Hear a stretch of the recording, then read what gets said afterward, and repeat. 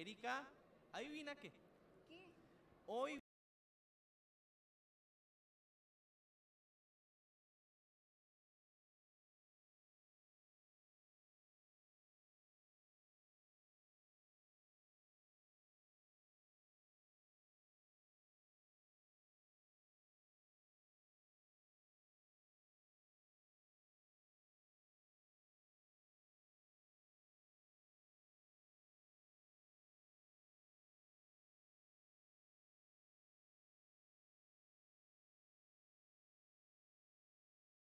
Novelas eh, que hablan desde la ficción hasta la política.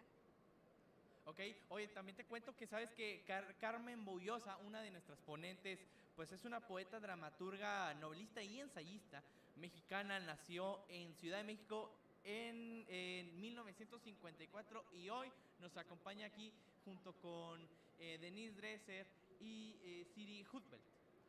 Denise Dresser es una autora mexicana eh, y profesora de una universidad.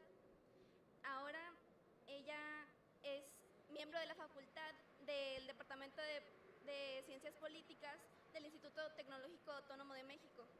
Oigan, pues les queremos comentar que este tipo de eventos los tenemos todos los días aquí en la Feria Internacional del Libro en Cintermex. Les recuerdo que el boleto es totalmente gratuito, nada más pagas tu estacionamiento y lo que te vayas a llevar de aquí.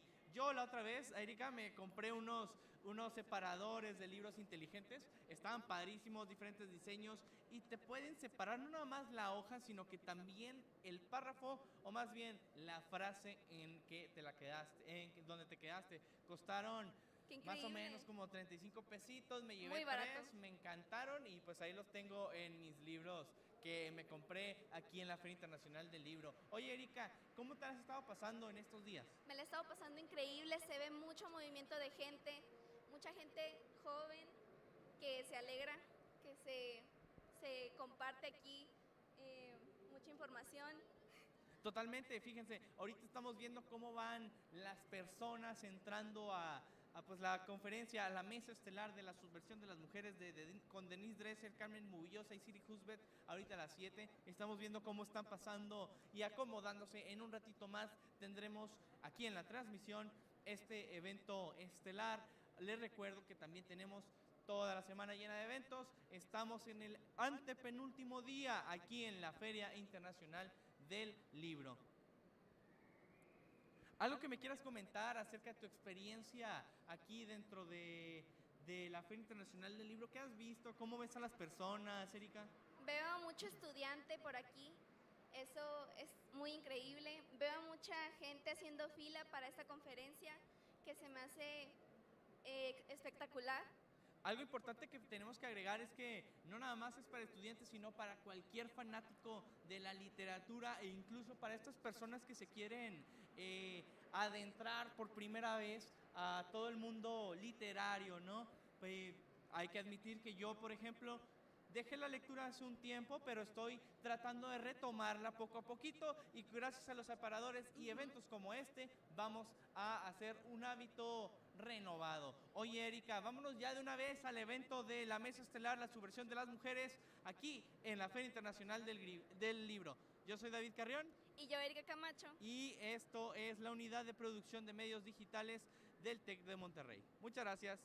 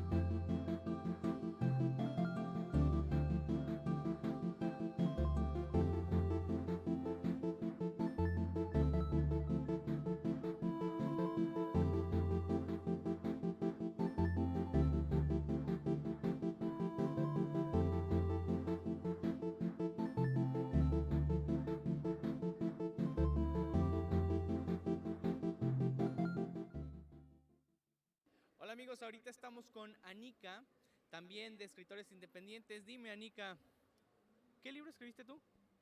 Se llama Seven Wonders, a K-Pop's Journal, un diario de K-Pop. Ok, y dime, ¿de qué trata?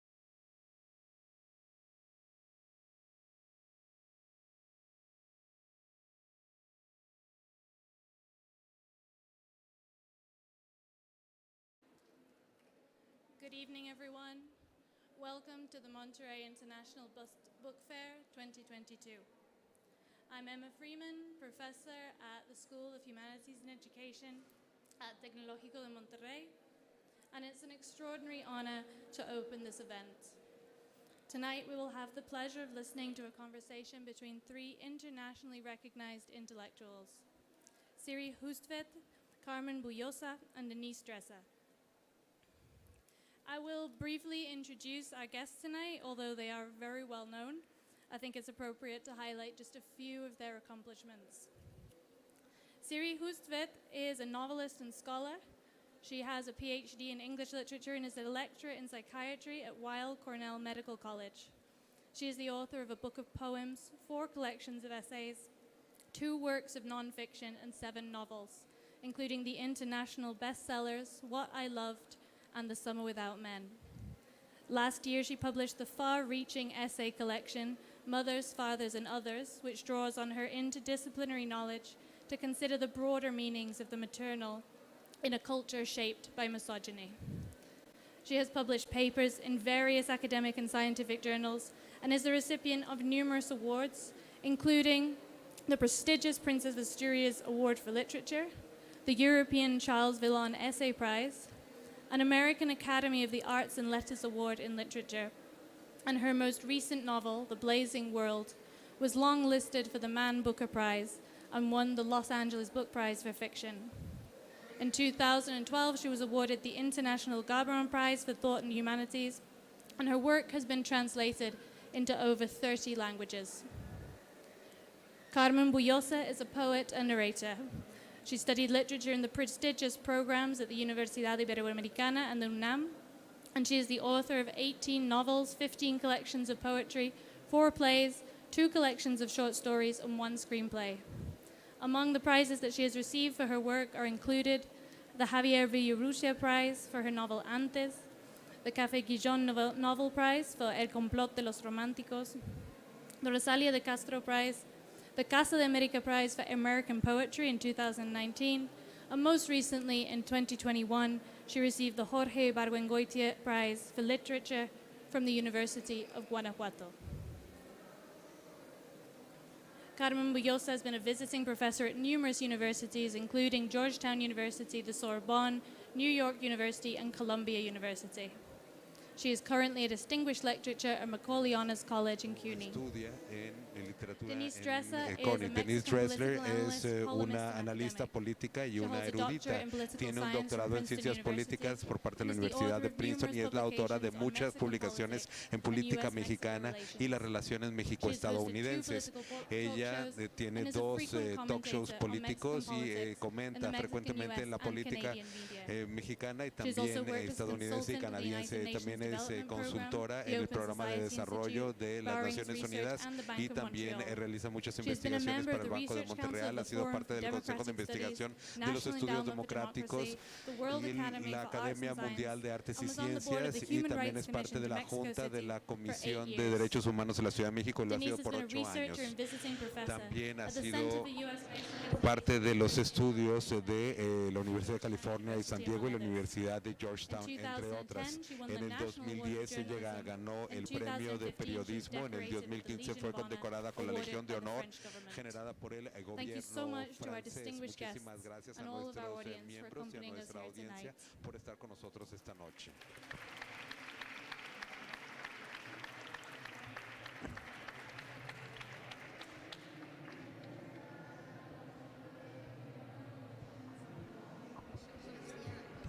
¿Puedo comenzar? Sí, adelante. Good evening.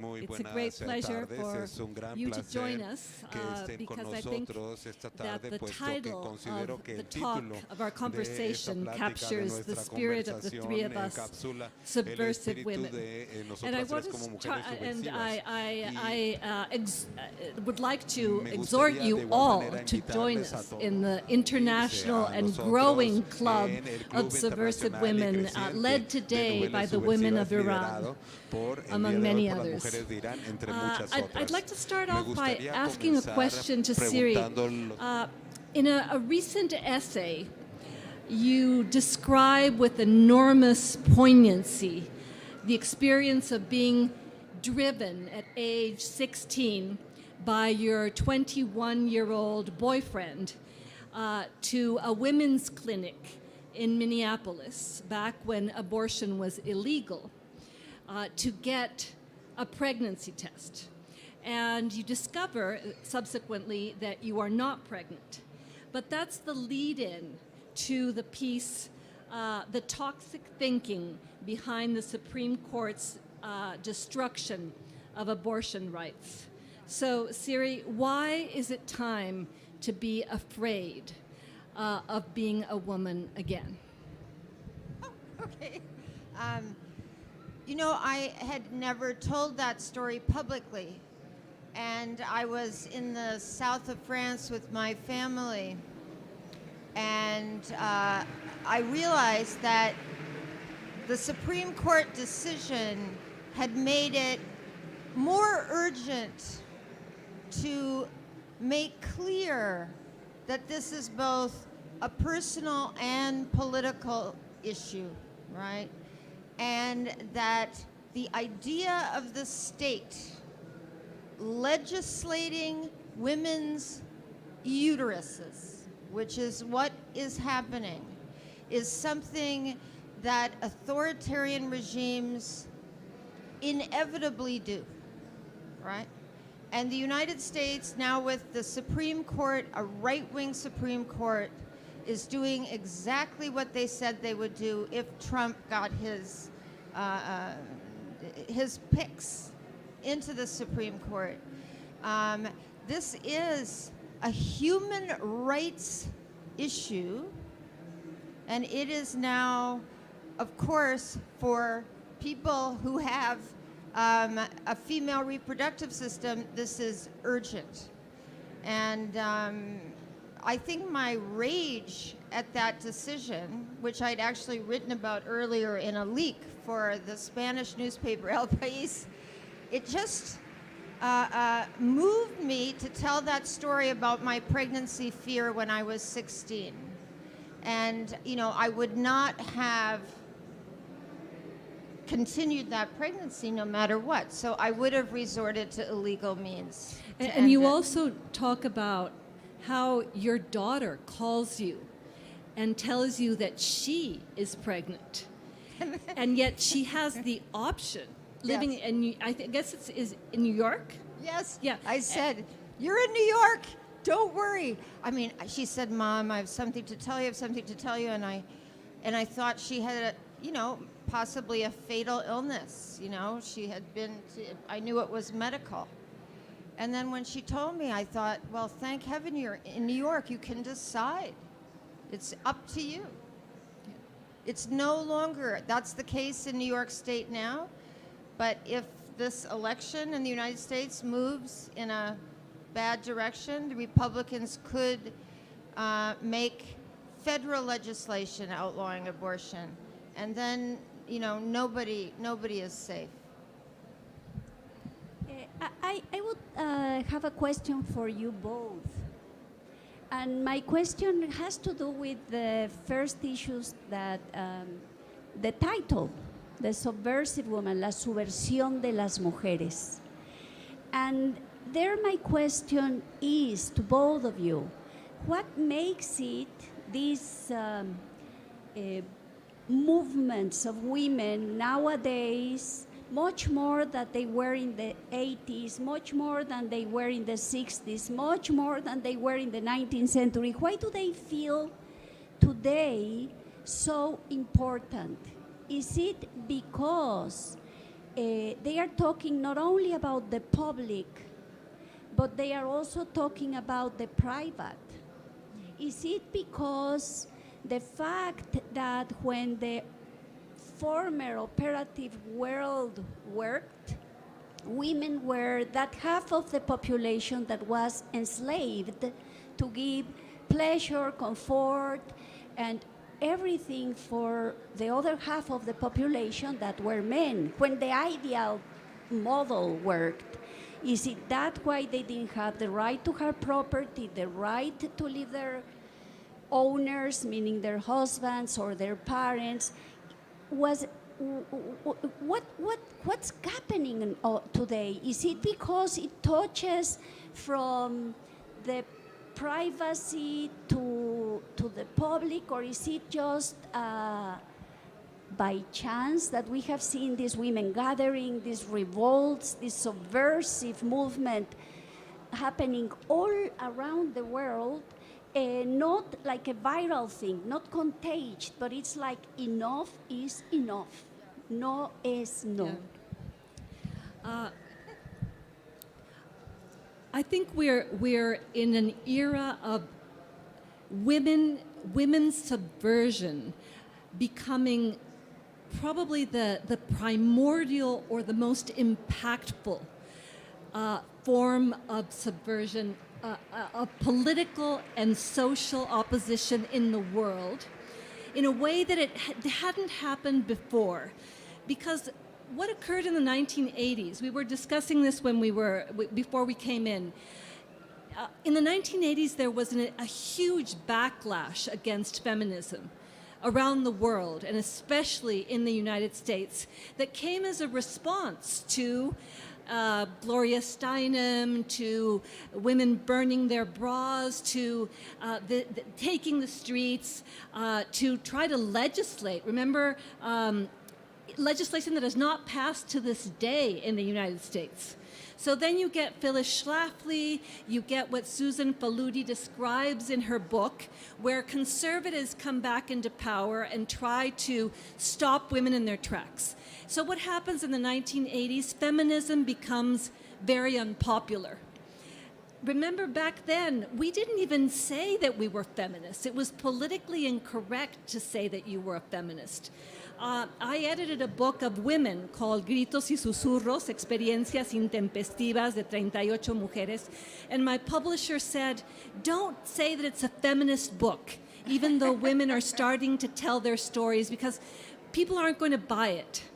And then what happens? I think there's a critical moment with the Me Too movement that revives women's issues, that leads younger women of a, I think, braver, more empowered generation, better educated, more socially mobile, more outspoken, at least more than we were at their age. And they come out into the streets, and the personal becomes political. Yeah. And they start telling their stories with a degree of courage and of transparency that I never had about my own experience regarding abortion or contraception or sexuality. So they open up the road, and I think that there's a paradigmatic shift in the world. And then you see the women in Chile taking to the streets and crying, "El violador eres tú." And this has international resonance, yes. And it has a demonstration effect. And this is parallel to what starts emerging in the world, and I say this as a political scientist, the rise of authoritarian populism, both on the left and on the right. Right. And the one thing that authoritarian populists have in common is that they seek to control women's bodies, women's place in society, how women think, how they act. Remember Margaret Atwood's article in The Atlantic recently where she says, when I wrote The Handmaid's Tale, it was meant to be a dystopic fantasy. I never thought that it was going to be prescient. Yes. So authoritarians band together and they start carrying out many of the same policies, which is take away women's rights or silence women or have them put on the burqa again or the hijab. And what you see in Iran, I think, is essentially an Iranian demonstration of something that is happening globally, which is we will not be silenced anymore. We have rights. We want to express ourselves. And that, of course, takes on a political significance. Because you're not only fighting the patriarchy, you're fighting oppressive governments that essentially take away rights. And women are now leading the charge against authoritarians in their multiple incarnations across the globe. Right. So I'd like to just back up a little bit. In one of his books about the old French regime, the Ancien Régime, de Tocqueville, who also wrote a famous book called Democracy in America, says that until people know that things can be different, they will not revolt, right? You have to have an imaginative vision of something else.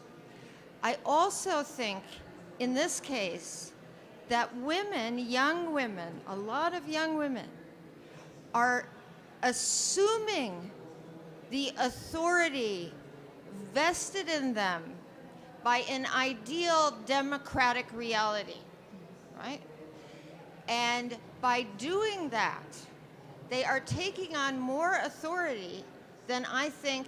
What is authority? It's legitimate power. Legitimate power.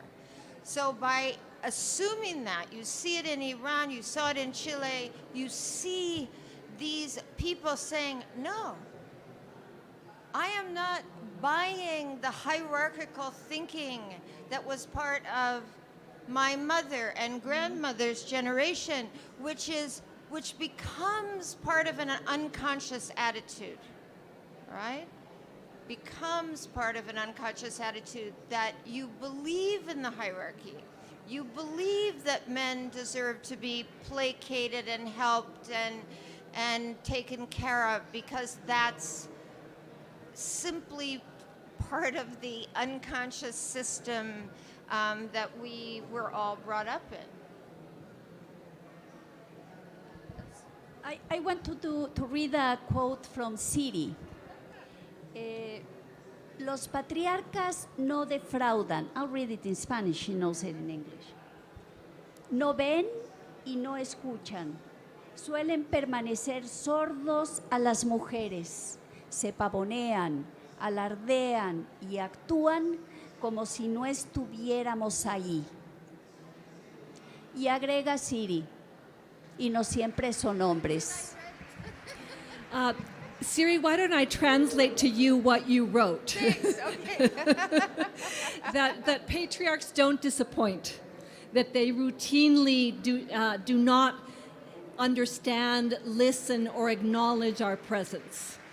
Yeah, They try to make us invisible. And reacting to something yes. that Carmen said, in our own country, I would say that the most legitimate and feisty and creative opposition to authoritarianism in Mexico today is feminism.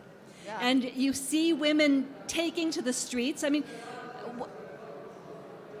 what are the social groups that the Mexican president fears the most? The one that he actually erects steel barriers around the National Palace because he's scared of the most. It's women. Yeah. Women who also don't fear not using violence, but are willing to be out there, using their bodies in a very symbolic way, throwing gas and bazookas. And as you probably know, Siri, this is a country that has been experiencing a wave of femicide. Yes, yes. In yes. Iran, it's cover your face and disappear, and in Mexico, it's we're going to kill 9 women a day. and bury them and make them disappear. And burn them. And burn them. That which Siri has written about it. I mean, this is fascinating, right? That femicide, you know, this is in the scholarship. I'm not taking credit for it, but that the modes of execution, the modes of murder are different for female and male victims. This is extremely interesting. In a book by Kate Mann, an analytical scholar, she wrote a book called Down Girl about misogyny. Yeah. And you find it in a footnote, which is typical of analytical philosophers. But when she was in the 2nd grade, she won a spelling bee. She came in #1. And the boy who came in #2 nearly killed her by trying to strangle her after. Strangling is a very common mode of femicide, not just in Mexico, but elsewhere. And the symbolic significance of this is really important, isn't it? Because it's shutting the woman up, literally, by shutting off her windpipe and her ability to speak. Yes. I wanted to ask you, Siri, you talk in one of your recent essays about a belligerent theatrical masculinity that accompanies current political movements, particularly of the right. And I think we've seen that belligerent theatrical masculinity in many world leaders, perhaps in some of our own partners over the years. And where do you think that comes from? Why does it exist? Why does it continue to live on? I think in some ways it is a kind of performance, even when it's lived, right? It's a kind of performance for the other. And in times like ours, when, let's face it, women, and I don't want to ignore very important issues here that I keep saying, this is not just about male-female, it's also about what has been called intersectionality in American scholarship, which is that it's race, gender, right, and class. Yeah. These are very important, and they have different manifestations in different cultures, right? Race is different in Mexico than it is in the United States, a different history. Nevertheless, it plays into, or you think about India, I've been reading about Hindu nationalism, which was influenced by the Nazis in Germany, but took aspects of Nazism and then applied it to a kind of religious social hierarchy that targeted Muslims. I mean, we see this happening in different ways, and they're very hybrid movements. Anyway, the belligerent masculinity thing is part of acting the backlash. You know, Donald Trump understood that by acting out this almost 1950s fantasy of the white American man, that he would garner support by men who were feeling, and women who support them, who were feeling humiliated by the raising up of others, especially a black man as president of the United States, right? Whoa, was that a blow? Yeah. Now, it isn't because their power has been affected. It is the very sight of a woman or a black or brown or gay or, you know, transgender person being elevated in the culture is a way of humiliating them. They feel shame. So what is Bolsonaro, Trump, Orban? These men are, what I've written this, roots from shame to pride. And to, as I mentioned to you earlier, Yes. to revenge. Right, to revenge. Their aim, the strangling. Yeah, yes. So what Kate Mann says is that misogyny is punishment. It's the police force of the hierarchy, right? When the woman really is acting in an authoritative way, you bring out the big clubs. I want to tilt a moment the conversation a little bit to other side. And I want to tilt it to this. Siri would like to be named as an author of feminine literature. I wouldn't either. Not that I don't think my writing is, and Siri's, is impregnated by being a woman. But it has something on it that wants to constrain the power of art that is so wide. And if you put those labels on it, if you say, oh, this is a feminist novel, I'm not talking in the criteria of the publisher that told you whatever he told you. I'm talking from my point of view, that I adore so many, especially Latin American women authors, but also from other countries, and Siri is one of my favorites. I adore them because they are so brilliant, so intelligent. They capture all the tradition. They subvert it. They make it a book, a novel, a poem that is alive, and that I would not call women's literature. I wouldn't call it feminist literature. I would not put those labels. Out of what? Even of respect of their persons and obviously of their literary persons. Because we are, all of us, we have complex universes that are tainted by a lot of genders inside. We are inside 3 times men, 4 times women, 5 times this, and then you build your personality with that. I understand that certain kind of social order in which we are still immersed, and we have been immersed during centuries, needs to have oppressed, not only at home, but to have slaves. That slavery wasn't abolished so long ago, but those that don't need a label of slaves, but they are slaves, badly paid people, all that inequality, you need to use criteria, and then you invent and say, oh, women, oh, race, and also then with women, then becomes much before, because women can have babies.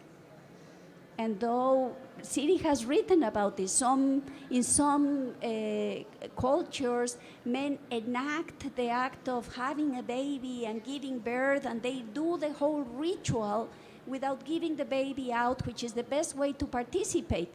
But in our culture, in our world, envy is what rules. But not, I'm not talking, I'm only just going into another, I'm just tilting the conversation, and I'm sorry, persons, if I bore you, because these women are so political and they have so much to say about that. But I am a poet, I'm a novelist, and this, for me, puzzles me. So yes, I understand that I don't want to be called a woman with a label, sorry. No, but I actually agree with Carmen, right? So we don't really know what we're talking about when we talk about gender, but we are masculinizing and feminizing things all the time, right? We're turning, I like to use this example, eating steak is masculine and having a salad is feminine. Now, there's absolutely nothing feminine or masculine about lettuce or meat, right? I mean, we know that. It's ridiculous. Or my other, because I've been so involved in the sciences, physics is masculine. Poetry is feminine. That's actually not true in Iran, right? There are other places in the world where poetry is certainly not regarded as a feminine art. So we have to be very careful about how we gender everything. And I think, you know, including, as you mentioned, something I'm very interested in as biology and reproductive biology, is that that, of course, is, you know, for a person who chooses to have a baby, children, that it's a big deal. And I think it's, you know, should be a big deal for fathers too. And, you know, we've had a system that has also deprived men of, they've deprived men of the pleasures of parenthood. And that has been somewhat corrected, I think, or it's getting better. I mean, when I was growing up, you never saw a man pushing a baby carriage. Never. This has certainly changed in the United States, and not only among the middle classes, but, you know, with other people, working class people, it's different. So we see how social mores change and how we label them as masculine or feminine, depending on the time, the place. The imagination has no sex. I really believe that. You think it does? And I don't think that sensibility or intelligence or bravery has a sex.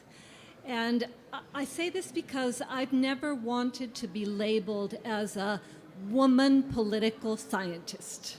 Right.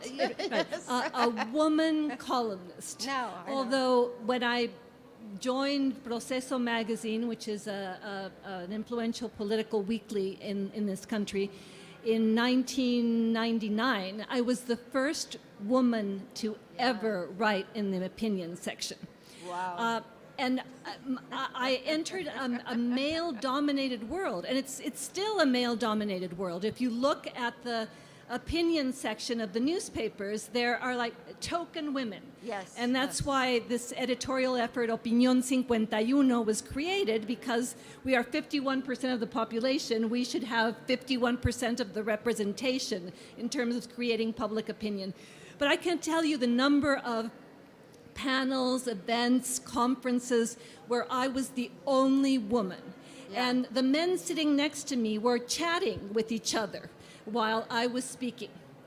And I've tried to, for a long time, I tried to remove the feminine out of my writing. And remove the first person and personal experiences out of my writing, because that I thought that was a way of leveling the playing field and that I wouldn't be judged by my gender. Unfortunately, we live in such a misogynistic culture that people want to put you in your gender box. So I'll give you an example. The president in the morning press conference, when he alludes to me, which is basically every week, he calls me La Señora Dresser, which is Mrs. Dresser.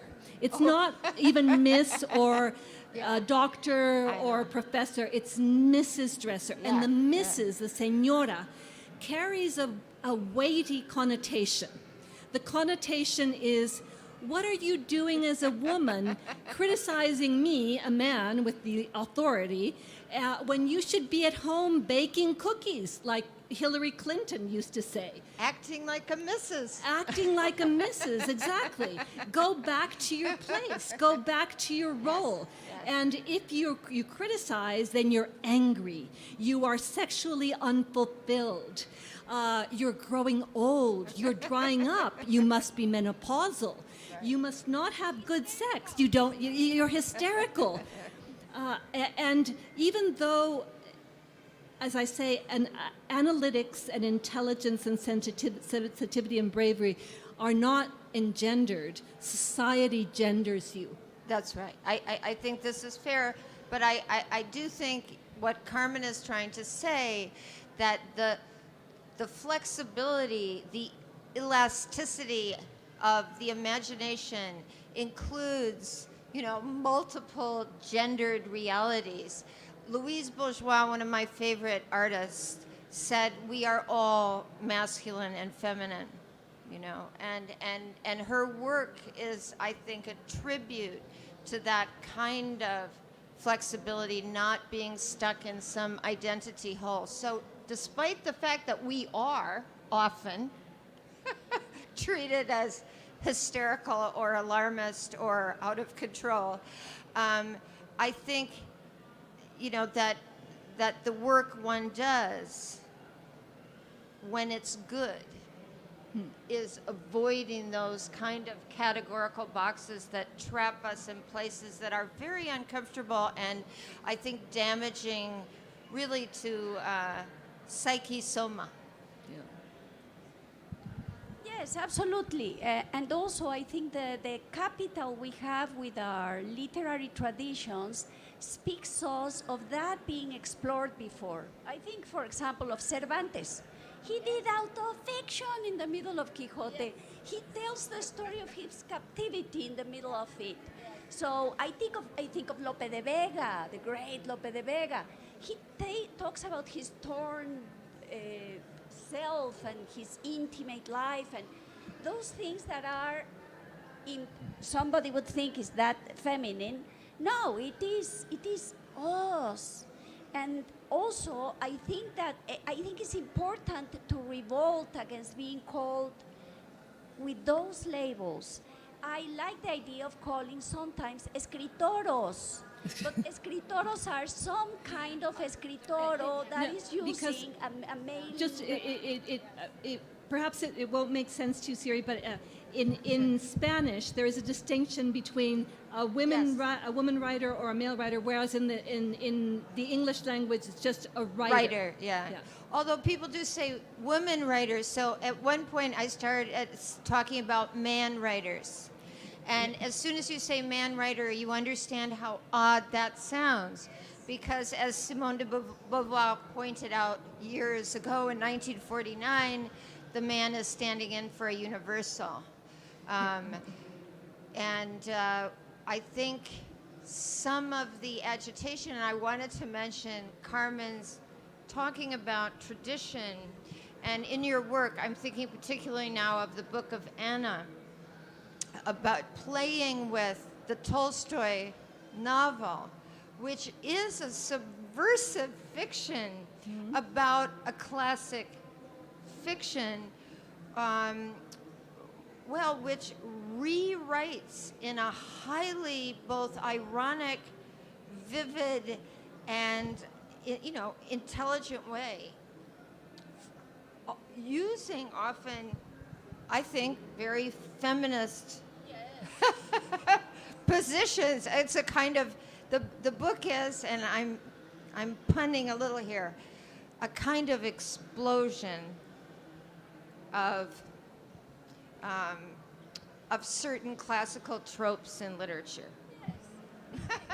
It's inevitable. It's there. I think of that book of poems I wrote in 1980 that we now redid because Magali Lara had done the paintings, and now I worked on it again, and we just published here in Nuevo León again the book, and I see the rage there, and even expressing rage is feminist, because as Siri has written clearly, women should not feel rage. They have to be like sheep, like in another poem of Lope de Vega, by the way, he calls his beloved his sheep, his property and soul. I don't know if she must be translated, but there's a beautiful essay by Audre Lorde, the American writer, about the uses of anger. Yes. And she's talking particularly about black women and including, some real pushes against certain forms of white feminism. This is not a new essay, but it's a beautiful evocation about how anger can be channeled. Anger is is an emotion that's aimed outside. Right? Yeah.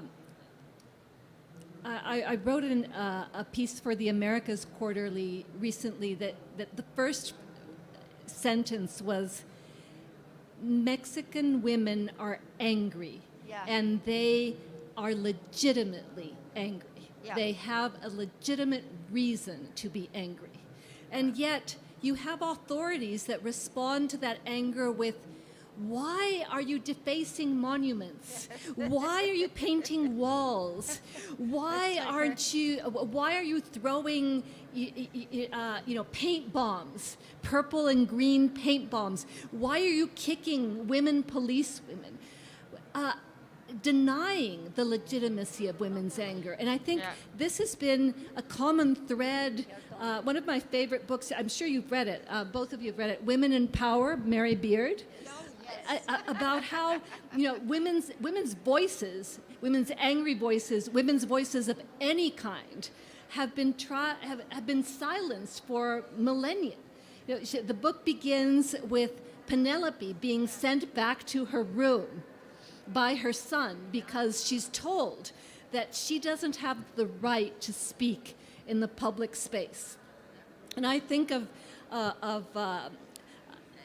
I love your work about the broader meaning of the maternal and how it's shaped by misogyny, because in my own experience as a mother of a ferocious 26-year-old, I taught her to express anger and to think of herself as an Amazon and to think that she had a right to belong and to think as when she was born, when I was cradling her in my arms, and I thought, how could I have made something so beautiful?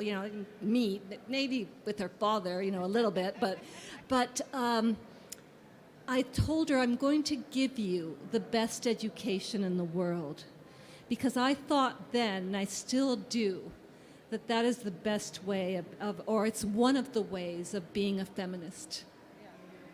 Well, talking about education, I think they are asking us to finish and behave like not 3 furious ladies, but 3 just diplomatic ladies that I want to say thanks, Denise, Siri.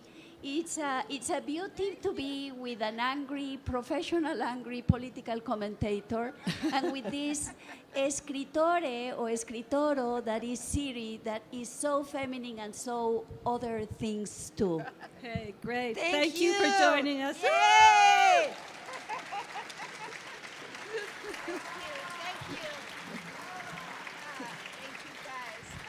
A nombre del Tecnológico de Monterrey, agradecemos la participación de nuestros valiosos invitados y asistentes. De la misma manera, los invitamos a que sigan participando en la Feria Internacional del Libro Monterrey edición 2022. Por su atención, muchas gracias.